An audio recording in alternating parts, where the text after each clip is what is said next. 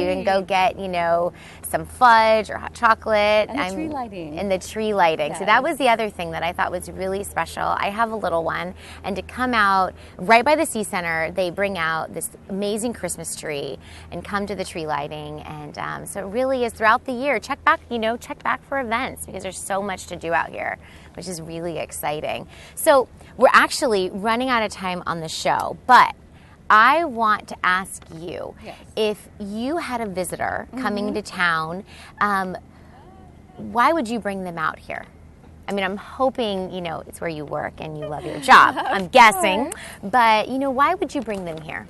Because it's quintessential Santa Barbara. Coming out onto the wharf, that you have views you can't get anywhere else. That's right. And then there's the view of looking back on the city.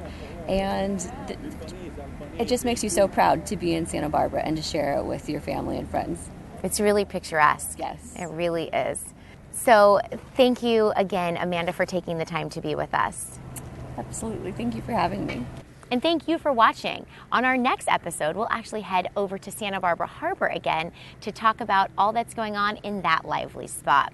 But until then, if you'd like more information on all our waterfront department has to offer, including Stearns Wharf, the harbor, or waterfront parking, visit our website at santabarbraca.gov/waterfront, or stop by and give us a visit. We're at 132A Harbor Way.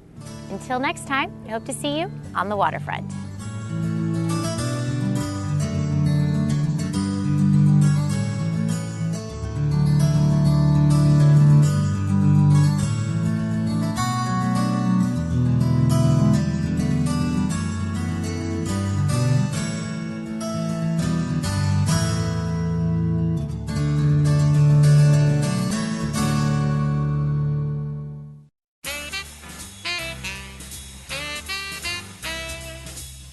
Minutes away.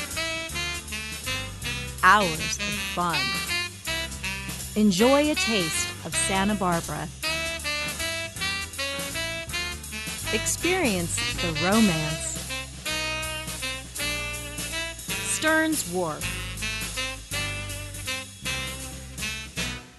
Playing near you.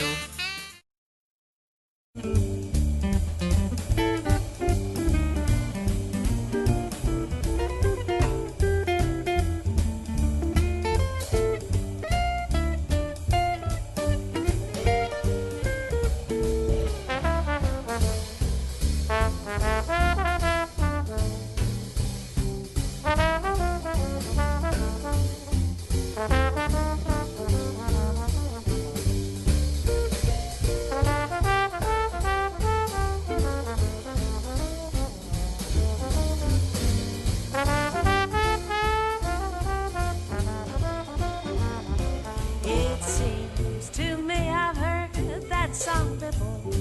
It's from an old familiar score. I know it well, that melody. It's funny how a theme recalls a favorite dream, a dream that brought you so close to me. I know it's worth, because I've heard that song before. The lyrics said forevermore. Forevermore's a memory. Please have them play it again, and I'll remember just when I heard that lovely song before.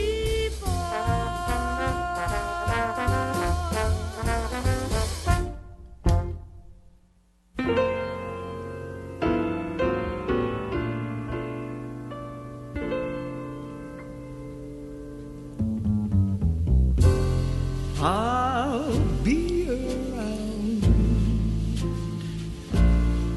no matter how you treat me now.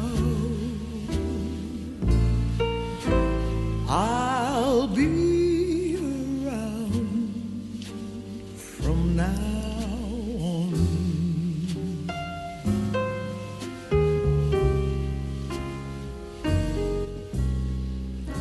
Your latest love can never last, and when when it's past,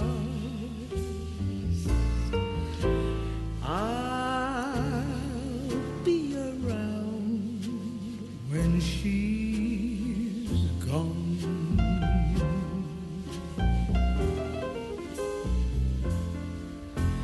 Goodbye again. And if you find a love like mine, just now and then, drop a line to say you're feeling fine. And when things go wrong, perhaps you'll see you're meant for me. And I'll be around when she's gone.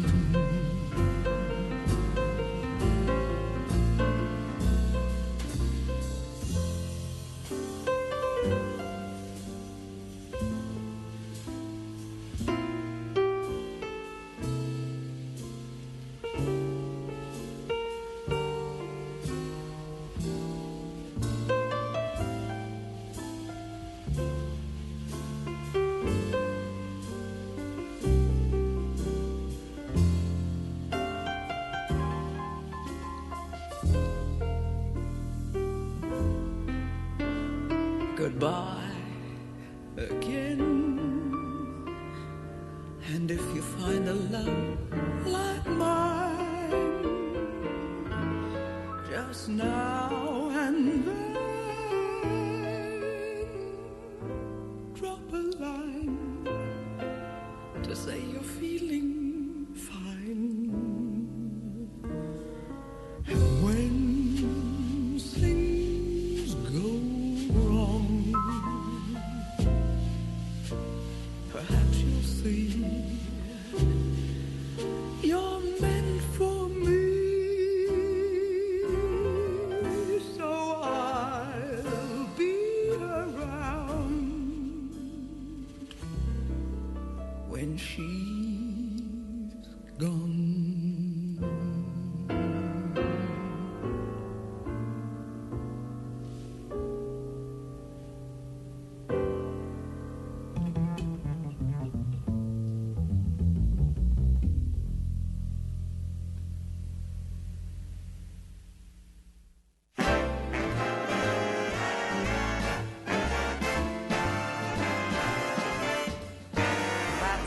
How it goes. When you feel so sad, you feel so low. Life seems so bad, I know. I know. That's how it goes. That's how it goes. You may think it's funny, but it always shows. Try to hide it, honey, oh no. It shows. That's how it goes. Some people say everything is gonna be okay. Just give it a while. You'll find you're back in style. But I don't know. Life will get better, I am sure they know. Sooner or later it shows. I know.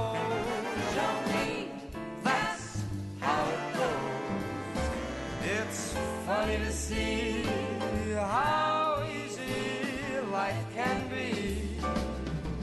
Just sit back and smile. You'll find that life is worthwhile. That's how it goes. When you're on top, the whole world knows. Wouldn't want to stop it, oh no. It shows. That's how it goes. That's how it goes.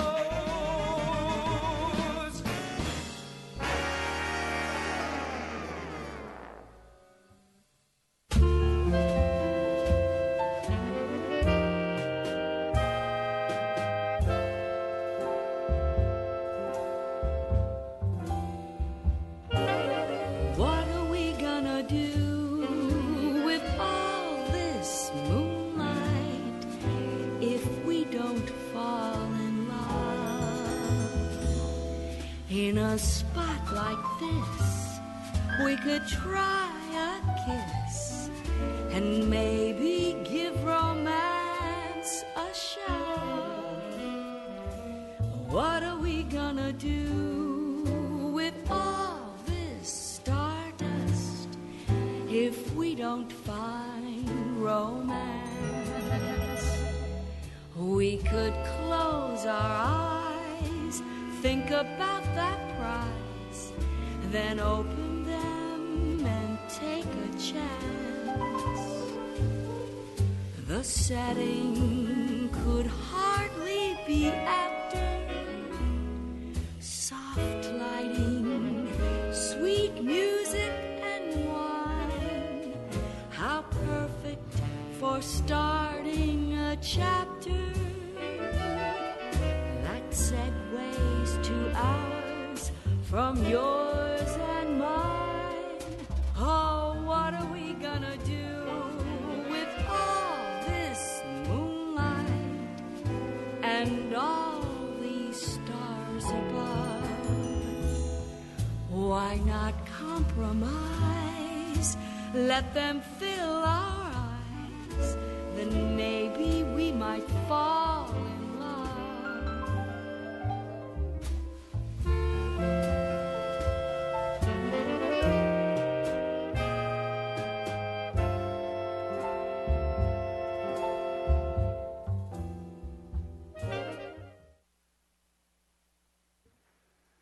All right, I'd like to call to order the meeting of Harbor Commissioners for, let's see, what's the date today? April 20th, 2017.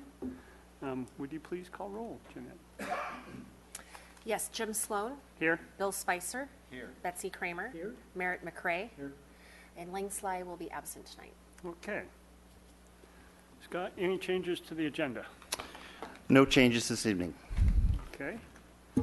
This is when we would normally open it up to public comment, but I see the gallery is a little light of visitors, so we'll move ahead to the approval of the minutes. Somebody like to discuss? Okay. Okay. All in favor? Aye. Abstention? Okay. Moving ahead to department updates, director's report. Well, good evening, Commissioners. Mr. Chair Sloan. Since we met last, the Council approved a 5-year lease with 2 5-year options with the Santa Barbara Fish Market for the retail store at 117A Harbor Way. So now they're current on their offices as well as their retail market in the harbor. Right now, we're involved in, well, all city boards and commissions are involved in a recruitment process, including our commission, the Harbor Commission. Right now, the Harbor Commission has 2 vacancies that we're trying to fill. The applicants must be city residents, registered voters 18 or older. The commission meets at City Hall at 6:30 p.m. on the 3rd Thursday of each month. And there is some more information in your packet on what the duties and the rules are. The application deadline is Monday, May 1st, and interviews will be held after that by the City Council on Tuesday, May 9th, Tuesday, May 16th, Tuesday, May 23rd, with appointments being made on Tuesday, June 6th.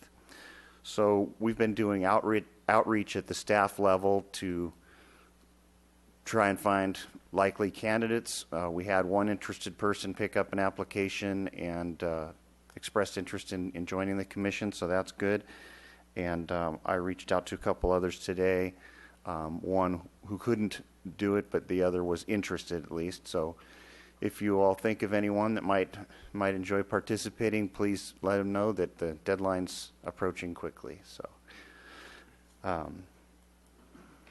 Tentative agenda items for the May meeting are the Wine and Roses, the annual Wine and Roses Regatta, the Hobie Cat Regatta off Ledbetter Beach. And we were going to do the Sea Center office lease next month, but it looks like it got in this month's agenda, so we'll just take care of that tonight. And that's all I have, unless there are any questions.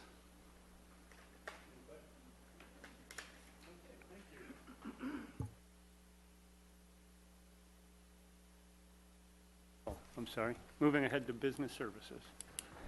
You have the mic on. Good evening, Mr. Chair and Commissioners. I have a very brief business services report for you, kind of a unique business services report.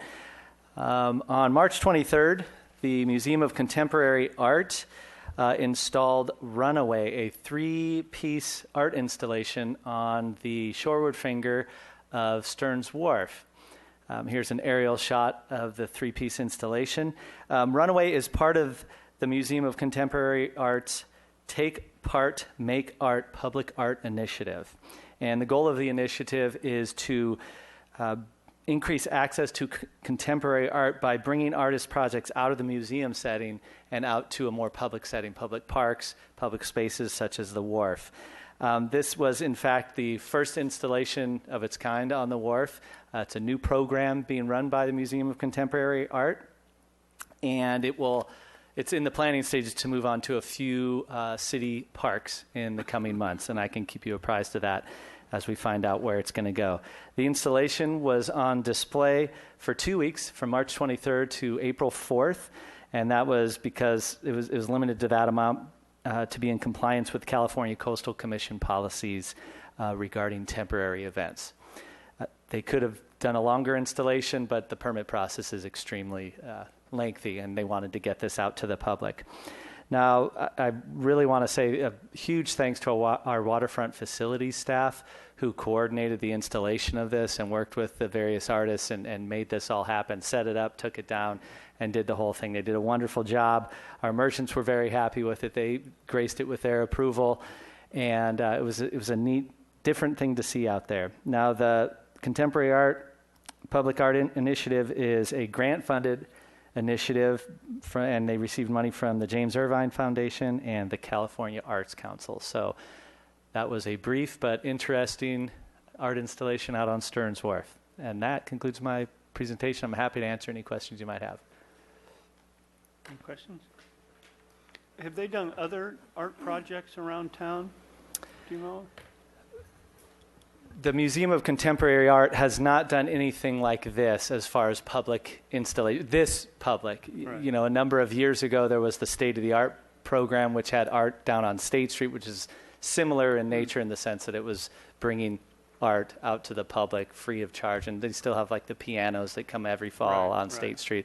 right. But I'm not aware of a similar installation in the area. So they had some grant money, and they put it together, and they were on a strict timeline, and we were able to work with them and make it happen. That's great. Yeah, go ahead. Brian, I do have a quick question. Who's the ultimate authority on approving something like this? Was it the Merchants Association, or is it the Director's Office?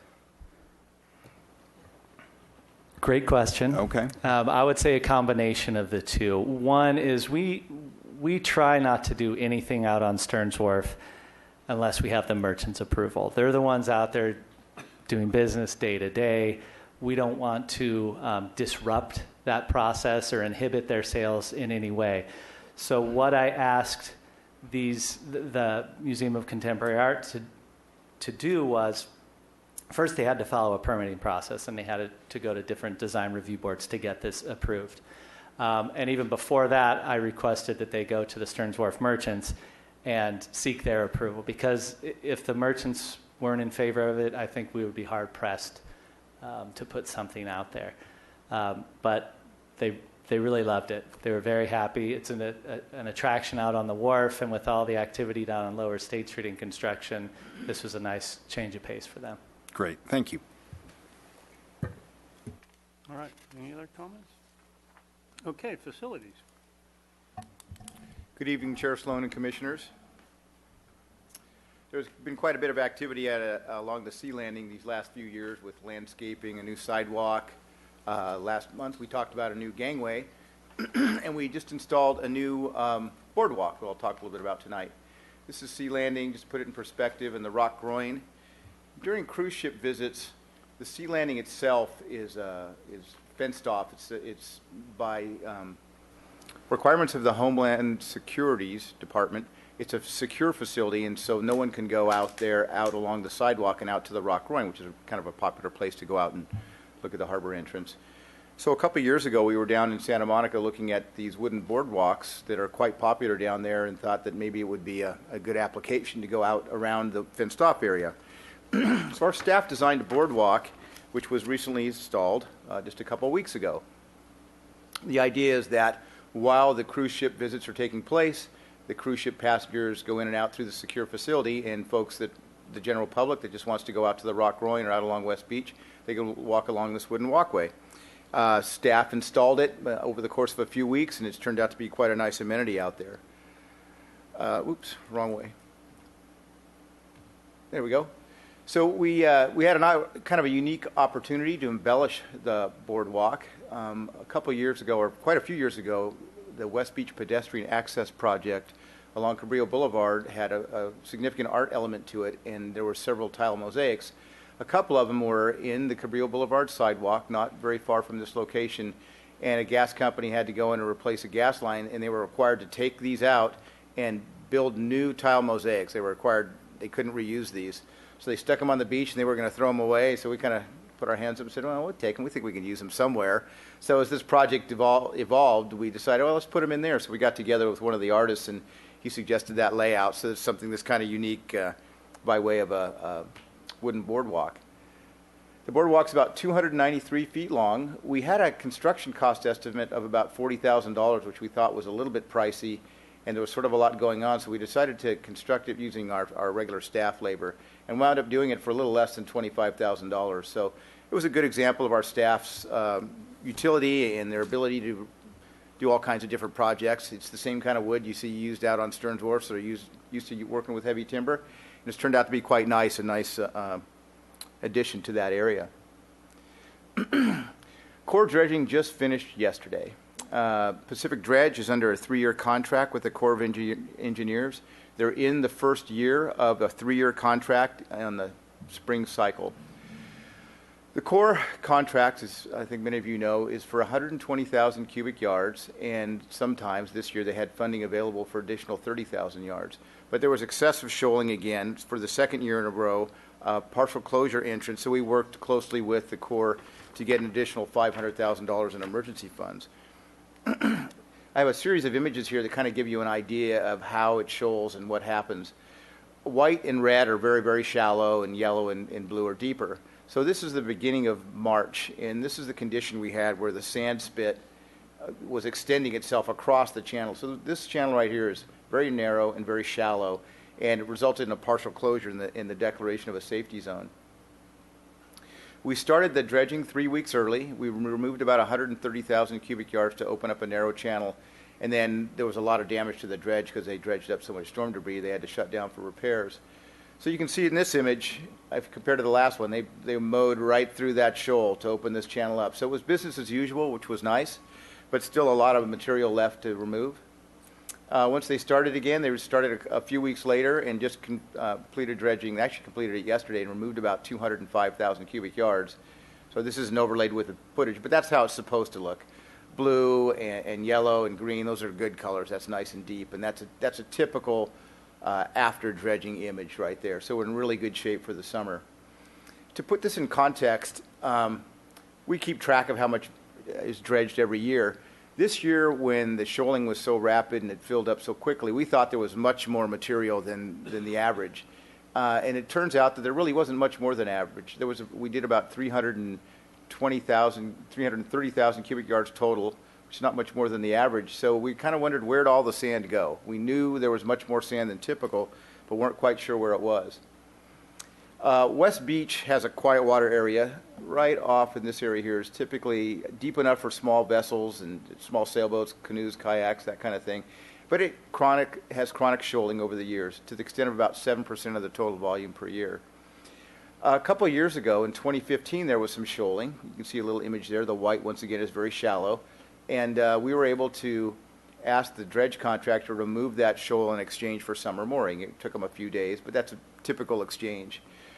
This year, we asked them to survey it again to get some idea how much was out there, because you can actually see waves breaking out there when you never could before. So that's a lot more sand. This is, almost an order of magnitude more sand, and much more than you could ever ask the contractor to remove. So we have a pretty serious problem out there. We didn't the dredge contractor didn't remove any of it this year. They couldn't. But fortunately, a couple of years ago, Scott and I had been working with this joint powers agency called Beacon, stands for the Beach Erosion Authority for Clean Oceans and Nourishment, and they represent Ventura and Santa Barbara County and the 10 coastal cities. So we work with Channel Islands, Ventura, and Santa Barbara harbors to put together a multi-agency grant application. The Division of Boating and Waterways over the years has funded beach nourishment type projects. So we put together a grant application for a total of about $2 million for the 3 harbors to dredge these areas that are either in the sand traps or offline outside of the responsibility of the Corps of Engineers. So we have an application in for $460,000 for Santa Barbara Harbor, which is about 60,000 cubic yards, which would probably be adequate to remove the sand from that area. Unfortunately, we won't know until January 2018 if it's going to be in the budget and get approved, and the funds wouldn't be available until 2018. It's a pretty big expense, so it's probably worth waiting as opposed to, trying to find funds and do it sooner rather than later. If we don't get the grant funds, then we'd have to probably look at our capital fund and budget this in the not too distant future. There's a lot of problems with that area shoaling up too much, and at a low tide you could just about stand and be dry on it. It's about ankle deep. So it's a pretty big problem. It has been a problem over the years. We've removed sand from there by various methods with various agencies, grant funds, our own funds. So it's kind of unfortunate that it's happened again this year, and why this year so much more than other years, we don't know, but it's something we'll have to deal with, and we'll be reporting back to the Commission on that in due time. That completes my presentation this evening, and I'd be happy to answer any questions.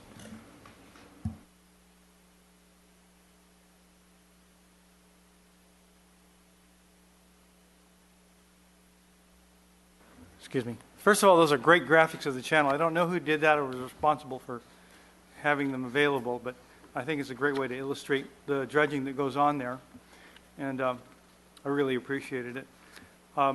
Also, I think that that quiet water area is really important to Santa Barbara as a whole, and I'm glad that you're looking at it, addressing it as important as it is. In particular, for people who navigate in and out of the harbor area with the larger boats, when you force all the other craft that are just recreating in the protected waters of the harbor mouth out into the main channel, they become quite a hazard, especially on Sunday afternoon. So providing them an area to do their recreating, the seashell kids and all of that, they, by the way, are some of the best mariners out there, is really important, especially and probably non-intuitively to the larger boats in the harbor. And my question is, what's the lifespan of the boardwalk? Chair Sloan, Commissioner McCray, I would imagine it's going to last decades. They've been on the Santa Monica beaches for many, many years, and they're highly used and very popular. We kind of think that people are going to look at that and may want to see a few more on some of our wider beaches. So we expect decades, minor amount of maintenance. So far, so good. That's great. I took a look at it. I was impressed. Oh, thank you. What type of wood is it? It's Doug fir, treated Douglas fir. Wow. Okay. Any other? Betsy? Okay. Just a couple of questions about that sand. So how much do you think is there? I mean, is it 60,000? If we just remove 320 to clean up the channel, and there's that big pile sitting right between there and West Beach, do we have any idea how much it is? Chair Sloan, that area has a cobble lens down at about 10 feet. So the channel is dredged anywhere from 15 to 35 feet. Right, so right. it looks like a lot. I'd like to think it's 60,000 cubic yards is going to get us real close to removing the vast majority of it. If you took everything off the beach, it'd probably be a little over 100,000 cubic yards. We're going to have it surveyed. Right. Actually, based on that image, the company that provides those images is the company that does the progress surveys for the dredge, a company called E-Track. It's something they came up with a few years ago, and I agree it's a great way to visualize what's going on out there. So we'll kind of compartmentalize it and figure out how much is in each cell. And then we'll do some sediment sampling next year. We'll piggyback on the core sediment sampling. So we'll go through all the permitting process and get that done. So if and when the grant funds drop, we'll be ready to go. We already have a permit that allows us to do it. It just requires some pre-project notification, sediment sampling and analysis and those kind of things. So we'll set the wheels in motion for all that because I think we want to remove it as quickly as possible. It's just a big ticket item, so if we can get grant funds for it, that would be great. Can we wait till June of 18 to find out? Or July of 18, excuse me? You know, people have been living with it, and with a $500,000 grant on the table to go out and remove it with our own funds, knowing that there's a good chance it's going to get funded, may not be the best use of our funds. These kind of projects have been funded. I think this grant application is going to be looked favorably upon, so we just don't know. I think if we don't get it funded, then we would have to respond fairly quickly, and that next cycle probably go ahead and see if we can reallocate some funds. And Scott and I have something we've talked about a little bit. So I assume that the grant funds can't be applied retroactively? I don't believe so, no. Okay. Is there a long-term solution to that? No, not that I'm aware of. In about 2002, they had a big project before I started.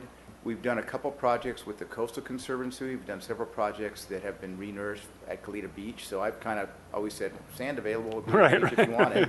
Yeah, for sale. A little bit of sand this year. It's just expensive to get it that far away, and it's fairly inexpensive to piggyback on the core dredging. What's really unusual is how much was deposited there this year. And it has to do with the wave patterns and the frequency of the swells, and it's kind of impossible to predict how much, because we went years without any sort of accumulation like this. So the earliest we would do it under this scenario is probably the fall dredge cycle of 18? Yes, with the grant funds. Right. Yeah, okay. Okay, thank you. Thank you. All right, harbor operations, Mick. Good evening, Mr. Chair and Commissioners. My report is fairly brief tonight. Really, it just consists of two reminders. These are our spring events that we have down at the harbor. I want to remind folks that 2 weeks from Saturday, it's coming up here, Operation Clean Sweep. I've gotten some emails back from some of you folks, and I want to thank you for your offer to volunteer at this event. And anyway, it's our 11th annual, and folks can contact me if they want to come down and help get seafloor junk off the bottom. We welcoming volunteers. I've had a great response so far. We'll have plenty of divers in the water. We've done a dive survey.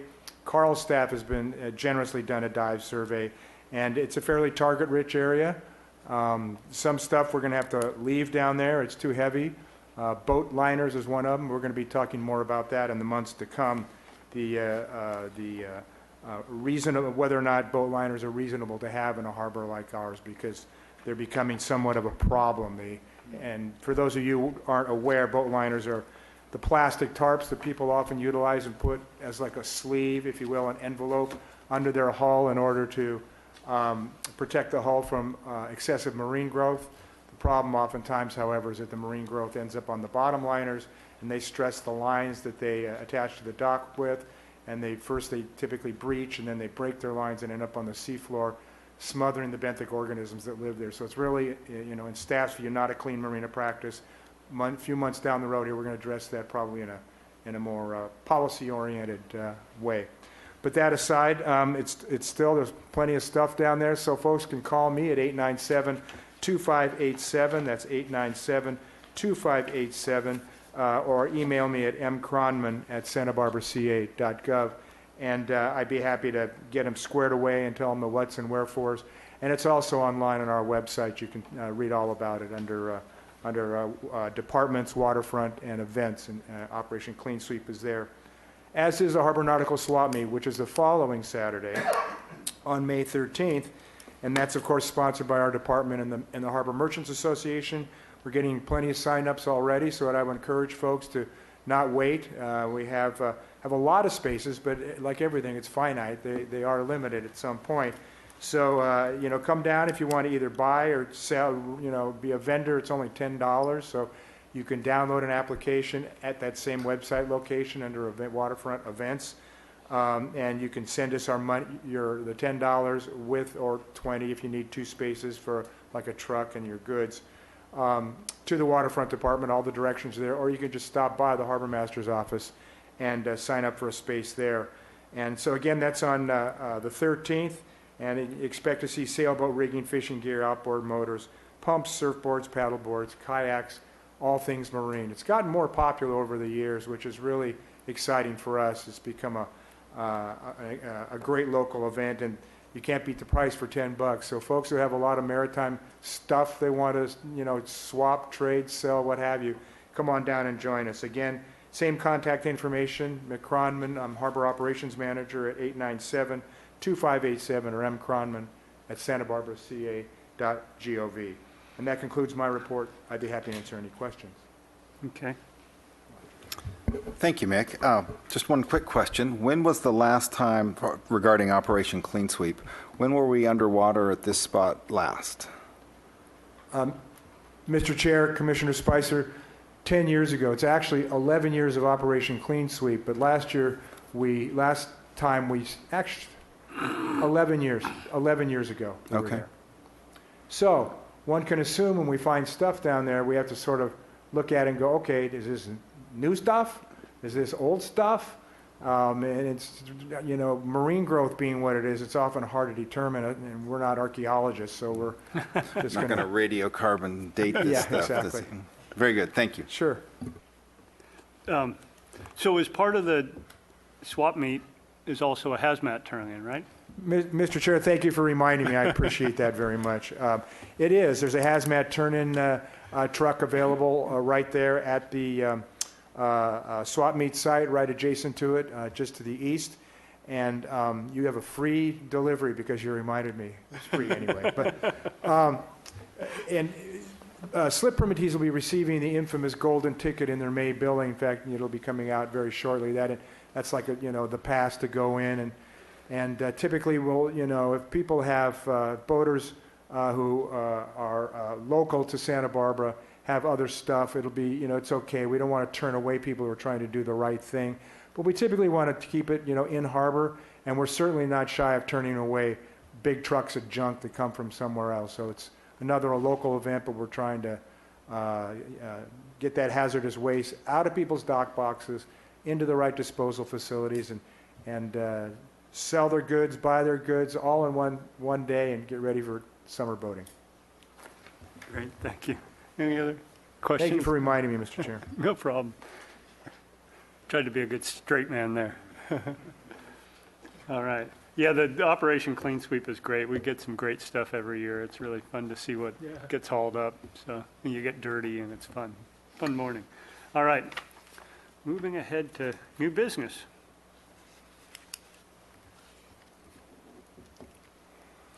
Let's see here. Item 6, Waterfront Department fiscal years 2018 and 2019 budget recommendation.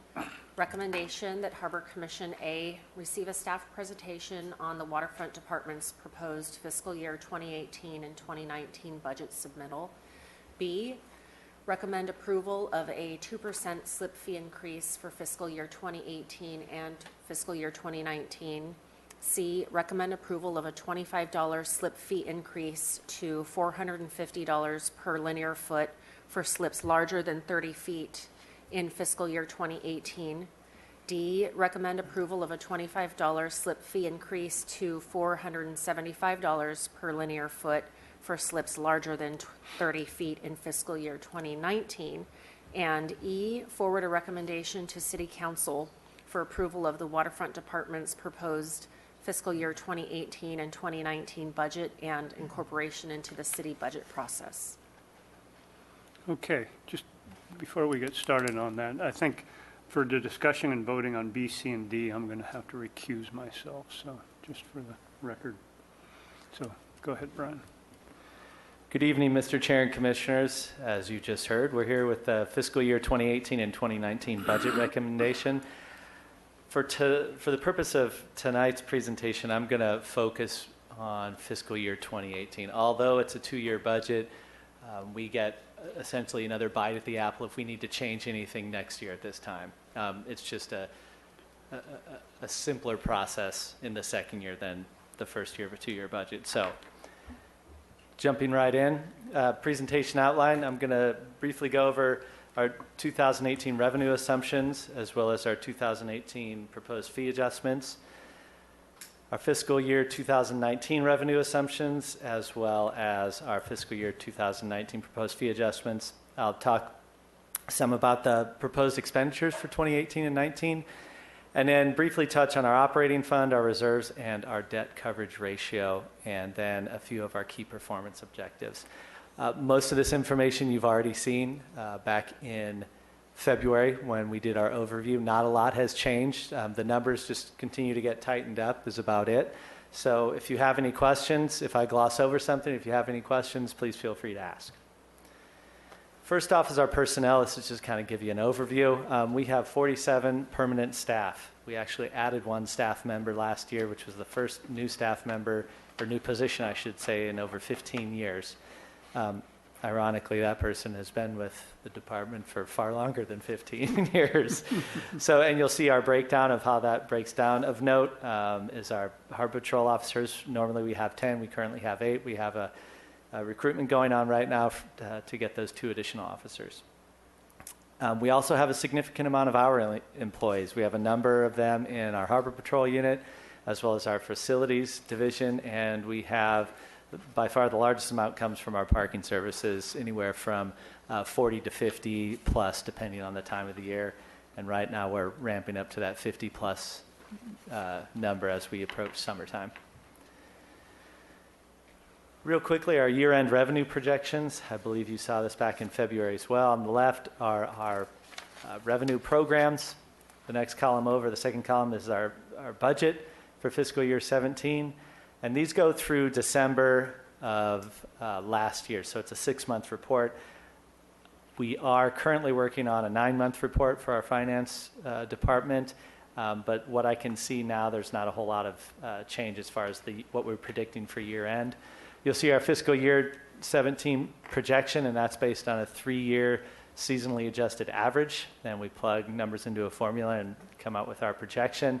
And you can see the variance on the right, or not quite the far right, dollar variance, and then on the far right, what that percentage is. So it looks right now we're doing pretty well. Looks like we'll come in about 2.5% above what we estimated. Again, we're redoing those numbers. I would anticipate that's going to go down a little bit. The rains in February happened to be all on weekends, one of them a major holiday weekend, so that will have an impact on our revenues. As far as moving into fiscal year 18, same kind of setup as far as the chart's concerned. Our revenue programs on the left, our budget, fiscal year 17 budget, the projection for 17, and then the fiscal year 2018 proposed budget. You'll see in things of note, I should say, in property management, we're expecting about a 2% decrease, roughly about $140,000, $150,000. The primary, it's a host of things, but the primary reason for that is our cruise ships. We usually get about 27 to 29 cruise ships. Next year we have scheduled 21 cruise ships, and they're all smaller, so fewer people, and as you know, we are paid on a per passenger basis. So that number is going to financially be cut in about half, from actually a little more than half, from about $510,000 this year to about $250,000 next year. So even with that, we'll see some gains in some other revenue programs as well. We're hoping as well that the opening up of Lower State Street and getting those projects cleaned up, the bridge done and moved on, will start to push people more down towards the waterfront. Financial management, those are numbers that are given to us by our finance department. They're predicting or estimating a 6% increase. Parking services continues to do a solid job in revenues. We're doing very well in our permits, but more importantly, people like to come down to the harbor and the waterfront, and they continue to do so. Marina management, we're going to see we're estimating about a 1% increase. So overall, it's almost static. It's about a $50,000, almost $51,000 decrease, but is basically a 0% change when you get up to numbers like that. So that's what fiscal year 2018 we're proposing for our revenue assumptions. Again, we're an enterprise department, so we are charged with generating our own revenue, and we are responsible for the expenditures, obviously, but we receive no help from the general fund. And as part of that, to help maintain the harbor, we propose a slip rental fee increase of 2%. That's standard over the past 5 years, and we're requesting that again. Our slip transfer fee, as was noted in the recommendations, 25-foot increase for everything 30 feet and above, or I should say above 30 feet, to $450 per square foot, or per foot, per lineal foot. So people often say, what's a 2% increase? What does that mean in a dollar and cents fashion? Well, here are some of our primary slip lengths, 20 all the way up to 60 foot. The next column over will show you the change per foot. So 20 footers going to change about 17 cents per foot, and that results in a $3.44 increase per month, and that goes all the way up, at least in this chart, just shy of $15 for a 60 foot, and then slightly up from there. So it is an increase, but again, we feel strongly about gradually moving that up instead of in one year do a 10, 20, or 30%. This seems to work quite well with our slip permittees. How do we compare? Well, we do a survey every year of 18 marinas from Santa Cruz all the way down. I believe we even go past Long Beach, but here's a sampling of those. We are, on all fronts, lower as far as slip fees are concerned. And you can see here, again, I took a few of our more popular slips, the 30, 40, 50, and 60 foot. And those are what the charge is per month. The 30 is $283 all the way up to $721. And you can see Anacapel Isle, Ventura Village, Bahia Marina, and Long Beach Shoreline, and the charges they have for those, as well as on the far right, occupancy ratings. We're at 100% and then some. We've got people waiting to come in here. So that is a comparison to how we fit in. Moving on to fiscal year 19. As far as revenue assumptions, we're moving our revenues overall up just shy of 2%. So we're hoping that, again, with the changes on Lower State Street, we'll get some, and it's going to take a while to get people back frequenting Lower State Street and then hopefully moving out there onto the wharf as well in the harbor. Financial management, proposing a 2.5% increase from the finance department. Parking services, we feel a conservative numbers, 2%. We only have so much parking, so we got to, do this slowly and see how things come out. But we feel that's a pretty comfortable number. And our marina management, about a 1.8% increase. Again, our proposed fees for 2019 are the same as they are for 2018, a 2% slip rental fee increase, as well as an additional slip transfer fee increase of $25 per foot, which would bump that up to $475 for everything above 30 feet. Sorry about this chart. It's a little hard to see. There's a lot of information on here, but basically what it is a comparison between our fiscal year 17 budget, moving to 18, then to 19. On the far right, you'll see the percentage change from 17 to 18, and then from 18 to 19. So I have here on the far left some of our primary expenditure categories, salaries, benefits, and things of that nature. To note on the bottom, in both years, it's a slight increase overall of 2% in each year. And that's a nice conservative number. As you know, we're conservative with our revenue estimates. We usually come in over those. And we're conservative with these and our expenditures, and we usually come in below. Some numbers to note there. You'll see our allocated costs increased by 12%, going from 17 to 18. A big part of that is every few years the city redoes its insurance policy, and so appraisals come through and things like that. So we've got an increase in our property insurance premiums, as well as an increase in our overhead allocations. Our supplies and services, you also see go up 9% that first year. And again, both of these settle out in the second year of the budget. And that 9% is due to things such as a new ski data service agreement. That's our gates that operate at 24/7, 365 at Harbor Main, as well as almost every day out on Stearns Wharf. Important to keep those up and running and functioning. Nobody likes to sit in a line when something's broken, especially when they're waiting for parking. You're trying to get away from parking. We've also have the need for new Harbor Patrol radios. We also have the need, we're going to be training hopefully two new Harbor Patrol officers, some training for our parking services staff, as well as increases in our Work Inc. contract, which are the folks who work every day of the year and do a great job cleaning up down at the harbor. They're great group to work with, and we're happy to have them down there. Everything else, you'll see other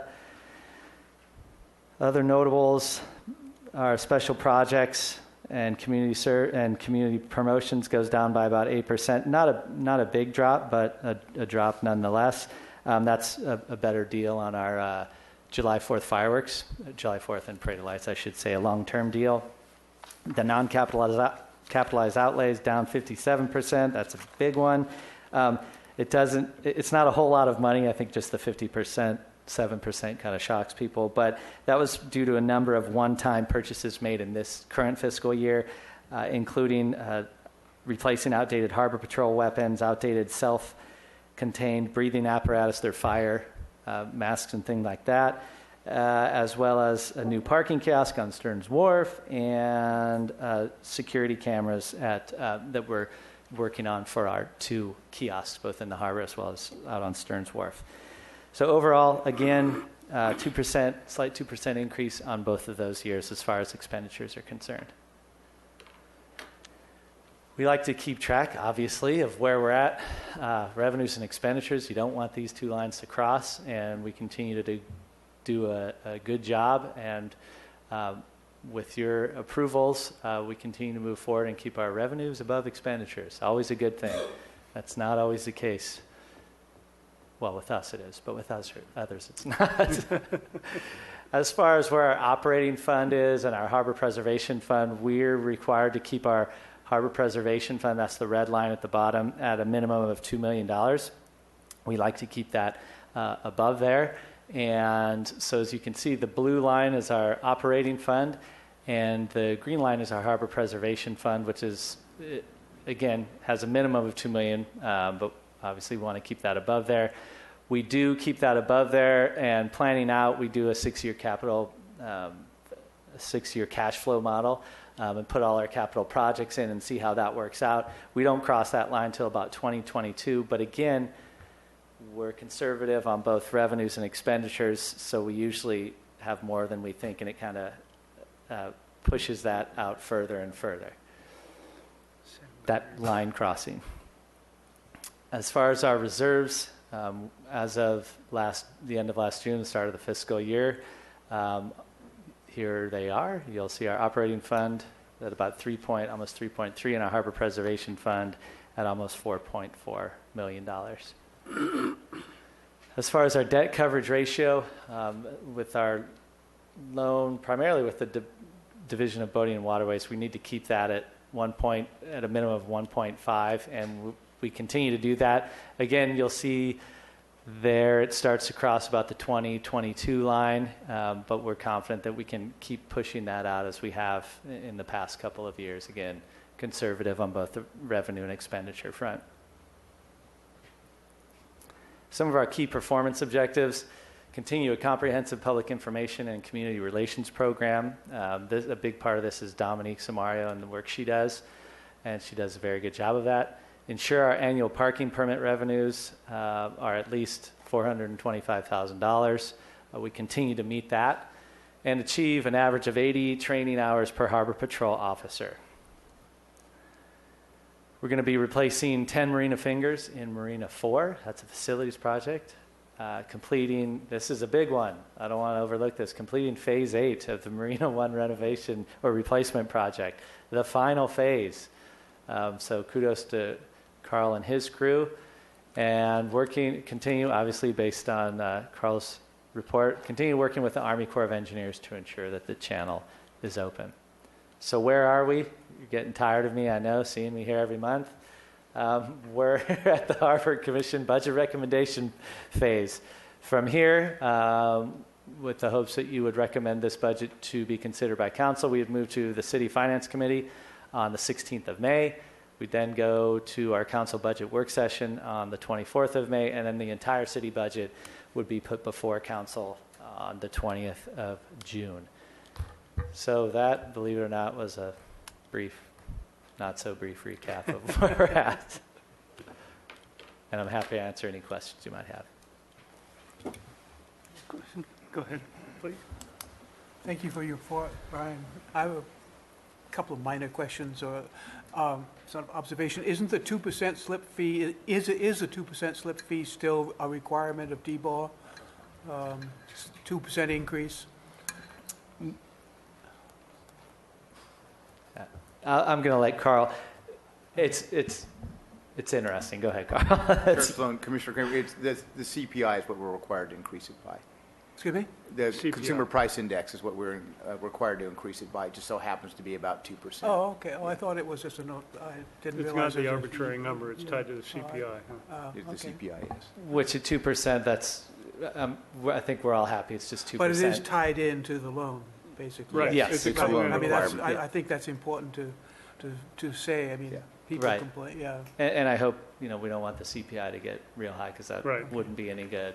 So it's a comfortable level for people to go with at 2%. And a question, do you know, does anyone know when the entrada and all of that's going to be finished? And I noticed that you are figuring that into the property management. It seems to me there's going to be a major influx of people and therefore of money, maybe. Mr. Chair, Commissioner Kramer, it keeps getting pushed off just a little, but the idea is that it will be open, everything will be done by July 4th. There might be some buildings that aren't necessarily open, but as far as the Entrada is concerned, they're really pushing down there. I don't know if you've been by. It's amazing to see the amount of work that's taking place down there and the transformation. So streets, sidewalks, the bridge, those are going to be opening up in the next couple weeks. And then from there, you'll see a lot of the private projects being wrapped up as well. Again, it was just kind of a random thing that all these projects started together. They weren't planned like that, but it also looks like they're going to wrap up at roughly about the same time. So in our thoughts with primarily moving into fiscal year 19, it's going to take some time for people to I mean, locals are going to be down there very quickly. But then to get it back up to where it was, 20-some odd years ago, it's going to take, we estimate, around a year, but it's going to be the new place to be, and people are going to be down there in droves. So. Yes, or avoiding it. Exactly. Well, the third question is about the cruise ships, and you say they're going to be 21 and they're smaller. Is there any reason for that? There's been so much publicity about the lack of leases and so forth on Lower State Street, and I was wondering if this is an effect of people, if there's been criticism. I know we got a very positive presentation a couple of months ago, but... Mr. Chair, Commissioner Kramer, my understanding from Dominique Samario, and she's very tied into this, and unfortunately she's at a training, is that it's a lot of it's a repositioning of their ships throughout the world, basically. So there have been a number of these cruise industries not being taken over, but one company growing and absorbing others. And so what they're doing a lot of is repositioning their global ships. And so it's just a matter of tends to be a year where we're going to get a lot of ships that are smaller in size, fewer passengers. Our hope is maybe that although it's fewer passengers, maybe it's of a different quality of ship, and so they're more into spending their income than others, because that does weigh into it too. Right. What type of ship it is as far as the passengers. And presumably, something that isn't scheduled now could be scheduled later, right? That's correct, and we just ask that they give us enough room to notify the public, and we don't want somebody coming down the night before, obviously, but they do a good job. And they're big ships, so they can't just turn around on a dime, and so they do give us a lot of advance notice. Great, thank you. Other questions? Go ahead. Thank you. Great report, and I appreciate Commissioner Kramer bringing up the DBAW loan and the slip fee increases tied to that, because that's been a spot that I've appreciated. But my question is, you showed one slide that I piqued my interest. How many comparable marinas do you check for that information? 18. And I saw that you showed that of the sampling you showed, we were the lowest priced. Out of all 18, were we the lowest, or are we in the middle, or what would your estimate be?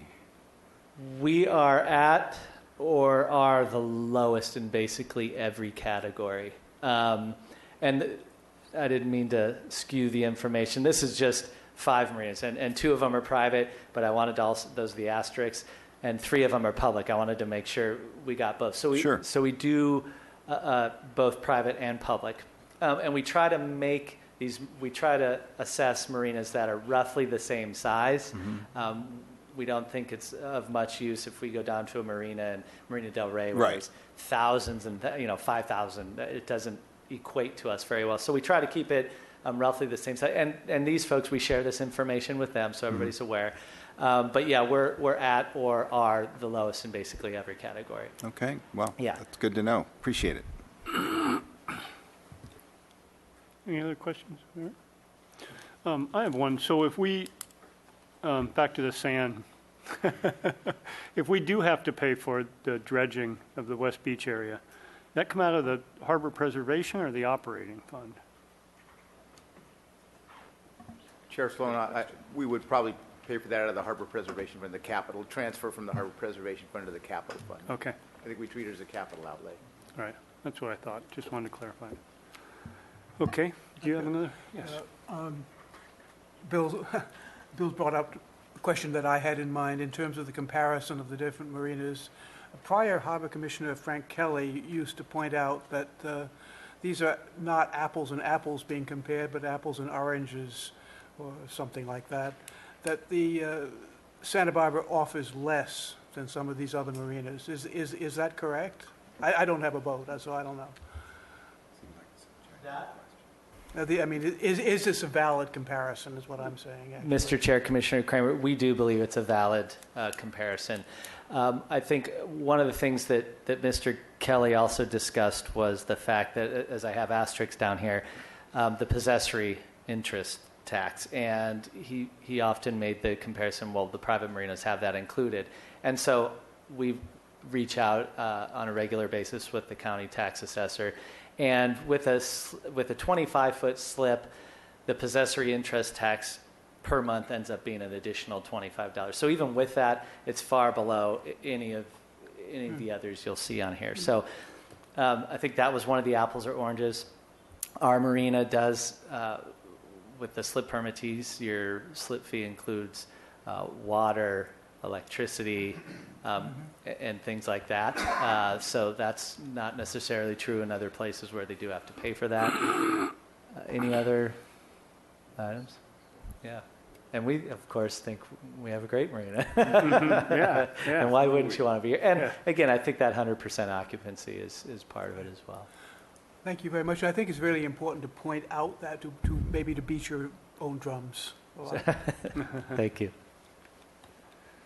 All right. Any other questions? So we have some things to vote on here. I'm going to start with item. Should we combine B, C, and D together, or do them separately? Does anybody have an opinion on that, one way or another?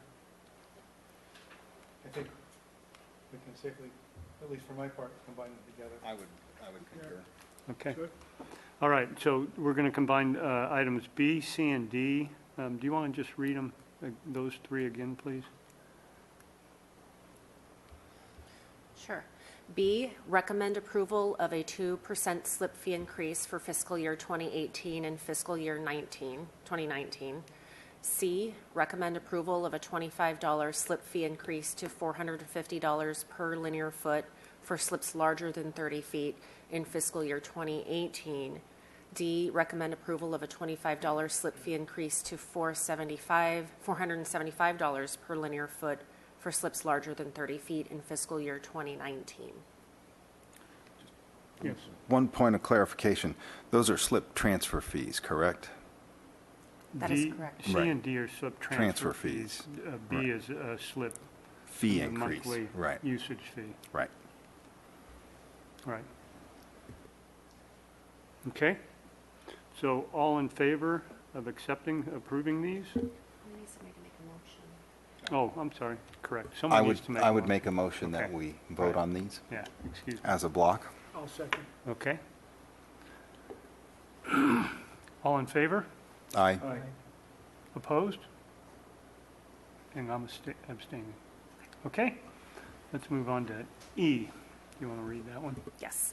E, forward a recommendation to City Council for approval of the Waterfront Department's proposed fiscal year 2018 and 2019 budget and incorporation into the city budget process. Someone like to make a motion? I'll motion. I'll second. What's the motion? To approve it? To approve. Okay, all in favor? Aye. Aye. Opposed? Okay. Okay, let's see what's next here. Best part of the year. The Clean Marina Program. Mick, take it away. Okay, I'll read the item. Oh, I'm sorry. Jeanette, take it away. Item I just 7. love saying that. Annual review, Clean Marina Program. Recommendation that Harbor Commission review and consider an annual report on the department's Clean Marina Program. You can say, no, Mick, take it away. Mr. Chair, Commissioners, it's my privilege to present to you our 15th annual Clean Marina Program report this evening. By way of background, as the math suggests, we started the program in 2002 with its goal that we haven't changed at all. It's still to achieve and maintain the best management practices and a clean harbor environment for people, aquatic life, and seabirds. And annually, you review the report with recommendations and suggestions moving forward. There are 6 elements to it. I'm not going to read them all here because I'm going to be discussing them individually, starting with facilities for boaters. Years ago, the Commission and staff jointly agreed that the best way to get folks to use everything from sewage pump outs to bilge pump outs and what have you was to make them as easy and simple to access and use. And we've operated on that principle ever since, and it has paid off. Starting with our sewage pump outs, we have 5 of sewage pump outs in the harbor. The use in FY16 was about 5,600 minutes. That equates to 225,000 gallons of sewer diverted to the city's sewage, diverted to the city's sewer system. As you can see, it's been pretty level for the last several years. It pumps about 40 gallons a minute, and it really flies. And they've been working very well, and the boaters use them. When you think about 225,000 gallons being diverted, that's one of the reasons our bacterial tests come out so well. Bilge water pump out, a companion to the sewage pump outs, and I would advance the notion that this is one of several reasons. I'll point out the others as we go along, several facilities and elements that help keep the oil sheens off the water. This last year, we removed almost 8,000 gallons of bilge water from boats that come up to the fuel dock and pump out the oily bilge water. That's about 5 gallons a minute, so you can see how many minutes that would take. And in terms of gallons, this is above our 13-year average, so it's being used. And it's really almost every day you see somebody over there using the bilge water pump out. Another reason that there's no sheen on the harbor. Debris nets, we have over 40 debris nets, one on each dock finger of the harbor. We replaced 12 in 2016. That's fairly consistent with past years. When they're rotting or broken or missing, we just replace them. And we often replace the ones in the area of Carl's projects when we're moving through Marina 1. That's one good way to spot the ones that need repair and what have you. And I would encourage boaters to use these. That's what they're there for. That's a subtle reminder that you can remove debris yourself. It's not all maintenance staff's responsibility. We're all in this together. Our waste oil disposal. So we have 3 free waste oil disposal stations throughout the harbor, one in Marina 2, one in Marina 4, and one at the fuel dock. And they're access protected. In other words, you have to have a key card or a fob to get in it because it's for our boaters inside the marina. And you can deposit oil filters, bilge pads, and antifreeze at these facilities. And in FY16, there were almost 6,000 gallons of waste oil deposited in this. in these facilities. We've only been tracking it for 6 years, but this exceeded our 6-year average. You can see it's on the uptick here, so nothing to argue with there. If it's keeping oil out of the water or any other place where it shouldn't be, it's a good thing. Thanks to Carl and his maintenance staff, and in compliance with state regulations, we've added a new tool, if you will, to the Marina 2 and Marina 4 waste oil disposal stations, and that's a punch and drain facility for oil filters. The state does not want us recycling oil filters that have any oil left in them, so this device is sort of a hammer punch device that allows you to punch a hole in the filter, and it sits on a drain, oil can drain, and so that the oil goes in the can, the filter goes in the filter container. The signage you see there right now is mocked up. We expect it to actually be on the facility and the facility to be operable within 2 weeks. I just wanted you to get an idea of the language on it and the way it works. So that's one upgrade to these waste oil disposal stations.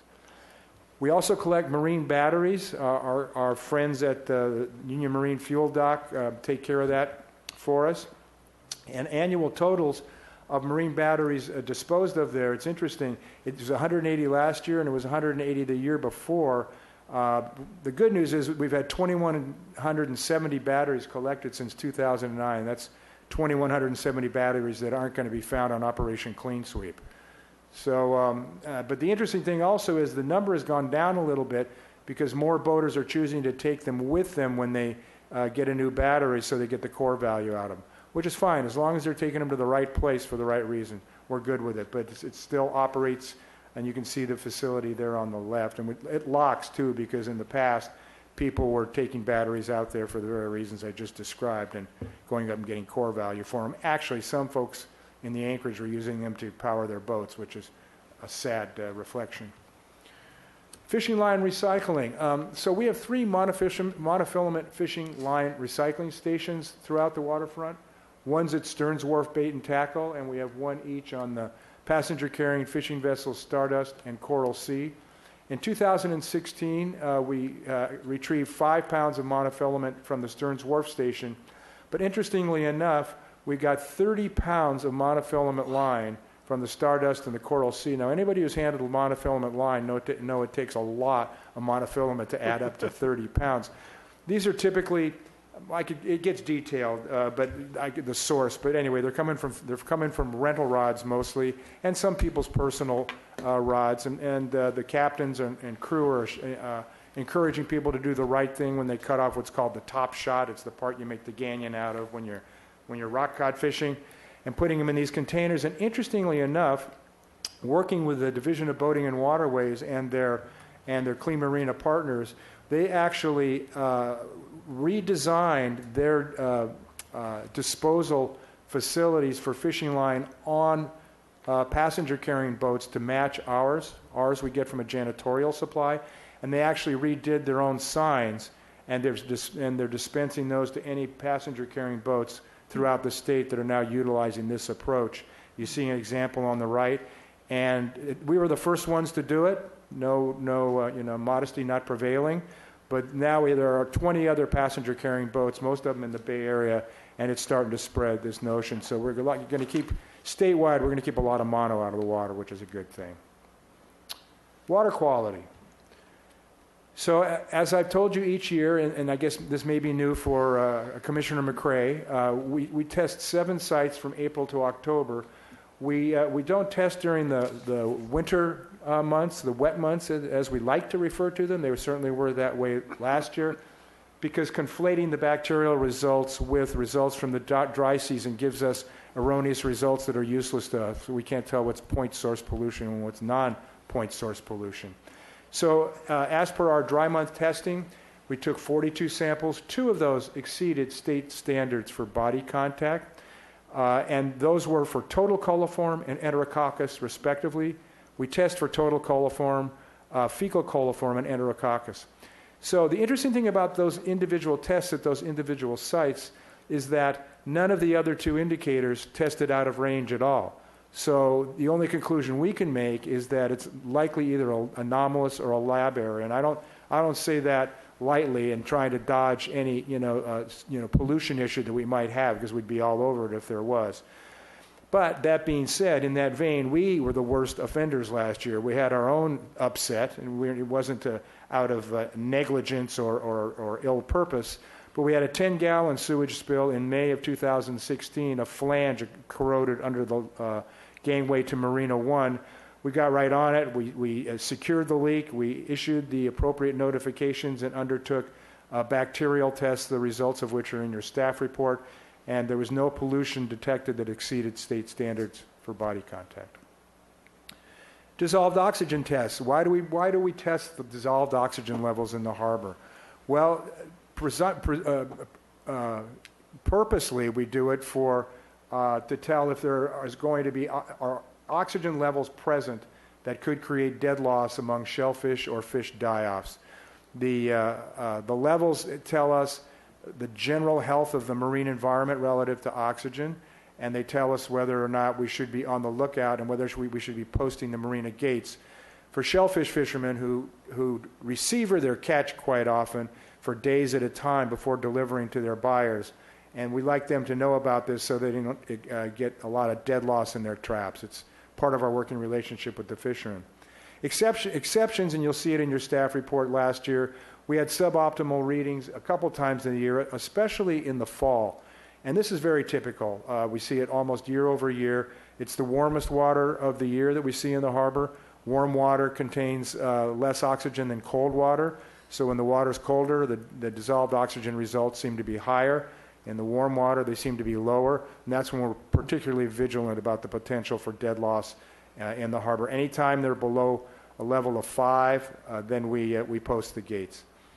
It was in a more recent event, and I'm just going to put this out there even though it's not consistent with the annualized nature of the rest of the results. In January, we had thousands of tons of anchovy shoal into the harbor and around Stearns Wharf. You can see it in this photo on the right. All that dark blob stuff is literally packed anchovies, top to bottom. And so we conducted what we would call an off-schedule dissolved oxygen test, and we found that it had extremely low dissolved oxygen levels. I've been here 17 years, and I've never seen DO levels that low, below 1. And there were a few dead fish, and we have in our emergency response plan, and I dusted off our fish die-off response plan. I think you remember, those of you who've been here for a few years, when we did that. That was in 2011. So we posted the marina gates twice, and we did our testing.